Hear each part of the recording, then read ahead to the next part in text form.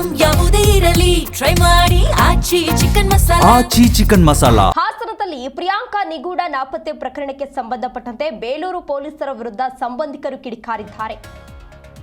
ಹಾಸನದಲ್ಲಿ ಪ್ರಿಯಾಂಕಾ ನಿಗೂಢ ನಾಪತ್ತೆ ಪ್ರಕರಣಕ್ಕೆ ಸಂಬಂಧಪಟ್ಟಂತೆ ಬೇಲೂರು ಪೊಲೀಸರ ವಿರುದ್ಧ ಪ್ರಿಯಾಂಕಾ ಅವರ ಸಂಬಂಧಿಕರು ಕಿಡಿಕಾರ್ತಾ ಇದ್ದಾರೆ.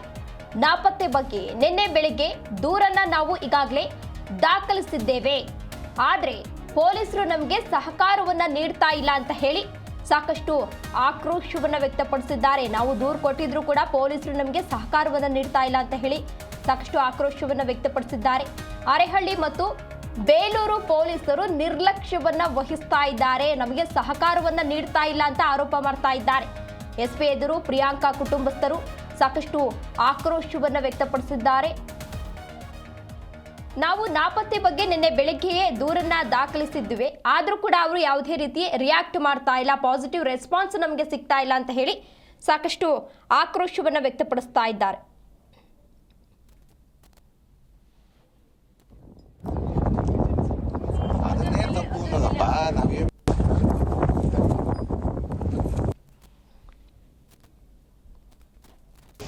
ನಾನೀಗ ಅವಳು ನಮ್ಮ ಭಾವನ ಮಗಳು ಕುಣಿಗಲ್ಲಿ ಮದುವೆ ಮಾಡ್ಕೊಡ್ತೀವಿ. ಇಲ್ಲೊಂದು ನಮ್ಮ ಭಾವನ ಅತ್ತಿಗೆ ಮಗಳದ್ದು ಮದುವೆ ಇತ್ತು, ಅಲ್ಲಿಗೆ ಬರಬೇಕಾಗಿತ್ತು. ಬೆಳಗ್ಗೆ 5:30ಗೆ ಹೊರಟಿದ್ದಾಳೆ. ಗುರುವಾರ ಬೆಳಗ್ಗೆ 10 ಗಂಟೆಗೆ ಎಲ್ಲ ಬಂದಿದ್ದಾಳೆ ಬೇಲೂರಿಗೆ. ನಾವು ಎಲ್ಲ ಒಟ್ಟಿಗೆ ಹೋಗಿದ್ದೀವಿ. ಬೇಲೂರಿಗೆ ಹೋಗಿ ಬೇಲೂರಿಂದ ಒಟ್ಟಿಗೆ ಚಿಕ್ಕಮಂಗ್ಳೂರಿಗೆ ಹೋಗಿದ್ದೀವಿ.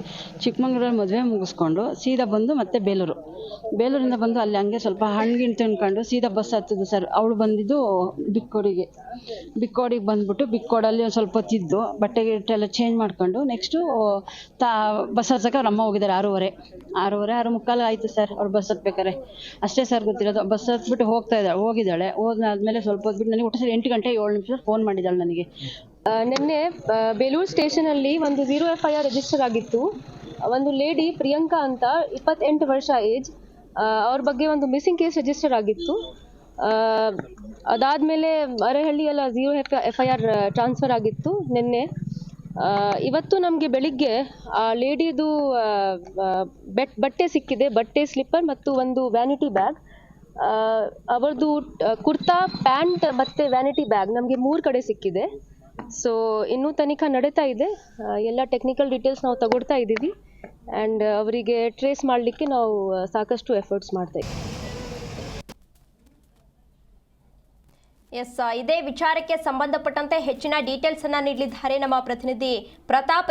ಪ್ರತಾಪ್, ಸಂಬಂಧಿಕರ ಆರೋಪ ಏನು? ಪೊಲೀಸರು ಯಾಕೆ ನಿರ್ಲಕ್ಷ್ಯವನ್ನ ವಹಿಸ್ತಾ ಇದ್ದಾರೆ? Complete details ನೀಡೋದಾದ್ರೆ. ತೇಜಸ್ವಿನಿ, ಮದುವೆಗೆ ಬಂದಿದ್ದಂತಹ ಮಹಿಳೆ ನಿಗೂಢವಾಗಿ ಕಣ್ಮರೆಯಾಗಿರುವಂತಹ ಘಟನೆ ಹಾಸನ ತಾಲೂಕಿನ ಕಲ್ಕೆರೆ ಗ್ರಾಮದ ಬಳಿ ನಡೆದಿರುವಂತದ್ದು. ಕಲ್ಕೆರೆ ಗ್ರಾಮದ ಸಮೀಪ ಏನ್ ಕೆರೆ ಇದೆ, ಆ ಕೆರೆಯ ಪಕ್ಕದಲ್ಲಿ ಆ ಮಹಿಳೆಗೆ ಸಂಬಂಧಪಟ್ಟಂತಹ ಉಡುಪು, ಚಪ್ಪಲಿ ಮತ್ತೆ ವೆನಿಟಿ ಬಾಕ್ಸ್ ಸೇರಿದಂತೆ ಆ ಮಹಿಳೆಗೆ ಸಂಬಂಧಪಟ್ಟಂತ ಅನೇಕ ವಸ್ತುಗಳು ಸಿಕ್ಕಿರುವಂತದ್ದು. ಸದ್ಯ ಆಕೆ ತುಮಕೂರು ಜಿಲ್ಲೆಯ ಕುಣಿಗಲ್ನಿಂದ ಚಿಕ್ಕಮಗಳೂರಿಗೆ ಮದುವೆಗೆ ಬಂದಿರ್ತಾಳೆ. ಮದುವೆಗೆ ಬಂದಿದ್ದ ಸಂದರ್ಭದಲ್ಲಿ ಫೆಬ್ರವರಿ 12ರ ರಾತ್ರಿ 7:30 ಸುಮಾರಿಗೆ ಆ ಕುಟುಂಬಸ್ಥರಿಗೆ ಕರೆ ಮಾಡಿ ಬೇಲೂರು ಬಸ್ ನಿಲ್ದಾಣದಿಂದ ಆ ಬಸ್ ಅನ್ನು ಕೂಡ ಹತ್ತಿದ್ದಾಳೆ. ಅದಾದ ಬಳಿಕ ಸರಿಸುಮಾರು ರಾತ್ರಿ 7:30ರಿಂದ 8 ಗಂಟೆ ಅಷ್ಟರೊಳಗೆ ಆಕೆಯ ಮೊಬೈಲು ಸ್ವಿಚ್ ಆಫ್ ಆಗಿದೆ. ಸ್ವಿಚ್ ಆಫ್ ಆದ ಬಳಿಕ ನಿನ್ನೆ ಬೆಳಿಗ್ಗೆ ಬೇಲೂರು ಪೊಲೀಸ್ ಠಾಣೆಗೂ ಕೂಡ ಸಂಬಂಧಿಕರು ಹೋಗಿ ಮಿಸ್ಸಿಂಗ್ ಕಂಪ್ಲೇಂಟ್ ಅನ್ನು ಕೂಡ ಕೊಟ್ಟಿರುವಂತದ್ದು. ಸದ್ಯ ಸ್ಥಳದಲ್ಲಿ ಏನು ಮಹಿಳೆಗೆ ಸಂಬಂಧಪಟ್ಟಂತ ವಸ್ತುಗಳು ಕೆರೆಯ ಮುಂಭಾಗ ಸಿಕ್ಕಿದ್ದಾವೆ. ಆ ಕೆರೆಯ ಸುತ್ತಮುತ್ತ ಮತ್ತೆ ಕೆರೆಯಲ್ಲಿ ಆಕೆಯ ಶವಕ್ಕಾಗಿ ಶೋಧ ಕಾರ್ಯ ಮುಂದುವರೆದಿರುವಂತದ್ದು. ತೇಜಸ್ವಿ, ಮತ್ತೊಂದ್ ಕಡೆ ಒಂದು ಆರೋಪ ಕೇಳಿ ಬಂದಿರುವಂತದ್ದು, ಆ ಸಂಬಂಧಿಕರು ಏನ್ ಹೇಳ್ತಿದ್ದಾರೆ ಅಂದ್ರೆ, ಆಕೆ 30 ಲಕ್ಷ ಮೌಲ್ಯದ ಒಡವೆಗಳನ್ನ ಮೈ ಮೇಲೆ ಹಾಕೊಂಡಿದ್ದು, ಆ ಒಡವೆಯ ಆಸೆಗೋಸ್ಕರವಾಗಿ ಆಕೆಯನ್ನ ಕಿಡ್ನಾಪ್ ಮಾಡ್ಕೊಂಡೋಗಿ ಕೊಲೆ ಮಾಡಿ ಆಕೆಯ ಒಡವೆಗಳನ್ನ ಎತ್ಕೊಂಡು ಹೋಗಿದ್ದಾರೆ ಅಂತ ಹೇಳಿ ಆಕೆಯ ಸಂಬಂಧಿಕರು ಆರೋಪವನ್ನ ಮಾಡ್ತಿರುವಂತದ್ದು. ಸದ್ಯಕ್ಕೆ ಸ್ಥಳಕ್ಕೆ ಹಾಸನ SP ಶುಭನ್ವಿತಾ ಸೇರಿದಂತೆ ಅಡಿಷನಲ್ SP ಸೇರಿದಂತೆ ಸುಕೋಟಿ ಎಲ್ಲರೂ ಕೂಡ ಬಂದು ಪರಿಶೀಲನೆಯನ್ನ ಮಾಡ್ತಿರುವಂತದ್ದು.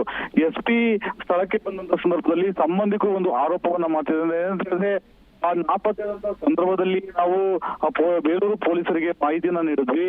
ಅದಾದ ಬಳಿಕ ನಿನ್ನೆ ಬೆಳಿಗ್ಗೆ ಹೋಗಿ ನಾಪತ್ತೆ ಪ್ರಕರಣವನ್ನು ಕೂಡ ದಾಖಲು ಮಾಡಿದ್ವಿ. ಆದ್ರೆ ಪೊಲೀಸ್ನವರು ನಿನ್ನೆಯಿಂದನೂ ಕೂಡ ಹುಡುಕುವಂತ ಒಂದು ಕೆಲಸಕ್ಕೆ ಮುಂದಾಗಲಿಲ್ಲ. ಸಾಕಷ್ಟು ಮನವಿಯನ್ನ ಮಾಡ್ಕೊಂಡ್ವಿ ನಾವು. ಮಹಿಳೆ ನಾಪತ್ತೆಯಾಗಿದ್ದಾರೆ, ಆಕೆ ಏನಾಗಿದೆ ಹುಡುಕೋರಿ ಅಂತ ಹೇಳಿ ಹೇಳಿದ್ರು ಕೂಡ ಆ ಪೊಲೀಸರು ನಿರ್ಲಕ್ಷ್ಯ ವಹಿಸಿದ್ದಾರೆ. ಓಕೆ ಓಕೆ ಪ್ರತಾಪ್, ಮಹಿಳೆ ಆದ್ರೆ ಹುಡುಕೊಡ್ಬೇಕು, ಜೊತೆಗೆ ಏನು ಪೊಲೀಸ್ ಇದ್ದಾರೆ, ಪೊಲೀಸರ ವಿರುದ್ಧ ಕ್ರಮನೂ ಕೈಗೊಳ್ಬೇಕು ಅಂತ ಹೇಳಿ ಸಂಬಂಧಿಕರು ಒತ್ತಾಯ ಮಾಡ್ತಿರುವಂತದ್ದು ತೇಜಸ್ವಿನಿ.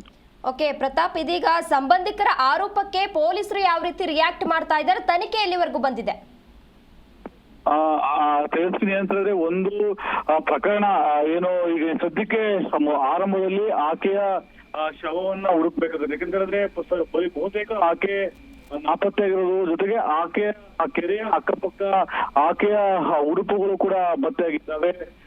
ಜೊತೆಗೆ ಆಕೆ ಒಳ ಉಡುಪುಗಳು ಮತ್ತು ಹೊರಭಾಗದಲ್ಲಿ ಆಕೆ ಬಟ್ಟೆ ಸಂಪೂರ್ಣವಾಗಿ ಹೊರಗಡೆ ಬಿದ್ದಿರೋದ್ರಿಂದ ಆಕೆಯನ್ನ ಅತ್ಯಾಚಾರ ಮಾಡಿ ಕೊಲೆ ಮಾಡಲಾಗಿದೆ ಎಂಬುದನ್ನ ಕೂಡ ಆ ಆಂಗಲ್ನಲ್ಲೂ ಕೂಡ ಪೊಲೀಸರು ತನಿಖೆ ಮಾಡಬೇಕಾಗುತ್ತೆ. ಜೊತೆಗೆ ಮೊದಲಿಗೆ ಆಕೆಯ ಶವ ಸಿಗ್ಬೇಕಾಗುತ್ತೆ. ಆಕೆ ಶವ ಸಿಕ್ಕ ನಂತರವಷ್ಟೇ ಆಕೆ ಸತ್ತಿದ್ದಾಳ ಎಂಬುದನ್ನ ಕನ್ಫರ್ಮ್ ಮಾಡ್ಕೋಬೇಕಾಗುತ್ತೆ. ಯಾಕಂದ್ರೆ ಬರೀ ಉಡುಪುಗಳಷ್ಟೇ ಸಿಕ್ಕಿರೋದ್ರಿಂದ ಆಕೆ ಬೇರೊಂದು ಶವ ಸಿಕ್ಕ ಬಳಿಕವಷ್ಟೇ ಮುಂದಿನ ತನಿಖೆಯನ್ನ ಮಾಡಬೇಕಾಗುತ್ತೆ. ಯಾಕಂದ್ರೆ ಆಕೆ ಶವ ಸಿಕ್ಕ ಬಳಿಕ ಆಕೆಯನ್ನ ಕೊಲೆ ಮಾಡೋರು ಯಾರ್ದು, ಜೊತೆಗೆ ಆಕೆಯ ಫೋನ್ ಟ್ರೇಸಿಂಗ್ ಅನ್ನು ಕೂಡ ಮಾಡ್ಬೇಕಾಗುತ್ತೆ. ಎಲ್ಲ ಆಯಾಮಗಳಲ್ಲಿ ಪೊಲೀಸರು ತನಿಖೆಯನ್ನ ಆರಂಭ ಮಾಡಬಹುದು. ಜೊತೆಗೆ ಈಗಾಗಲೇ ಪೊಲೀಸರು ತನಿಖೆಯನ್ನು ಆರಂಭ ಮಾಡ್ತಿರುವಂತದ್ದು. ಯಾಕಂದ್ರೆ ನಿನ್ನೆ 7 ಗಂಟೆಯಿಂದ ರಾತ್ರಿ 8 ಗಂಟೆವರೆಗೂ ಆಕೆಯ ಮೊಬೈಲ್ ನಂಬರ್ಗೆ ಯಾವ್ಯಾವ ಕರೆಗಳು ಬಂದಿರುವಂತದ್ದು, ಆಕೆ ಮೊಬೈಲ್ ಎಲ್ಲಿದೆ, ಜೊತೆಗೆ ಆಕೆಯ ಮೊಬೈಲ್ ನಂಬರ್ಗೆ ಎಲ್ಲಿ ನೆಟ್ವರ್ಕ್ ಅನ್ನ ತೋರಿಸಿದೆ, ಎಲ್ಲಿ ಲಾಸ್ಟ್ ನೆಟ್ವರ್ಕ್ ಆಗಿದೆ ಎಂಬೆಲ್ಲ ಆಯಾಮಗಳಲ್ಲಿ ತನಿಖೆಯನ್ನ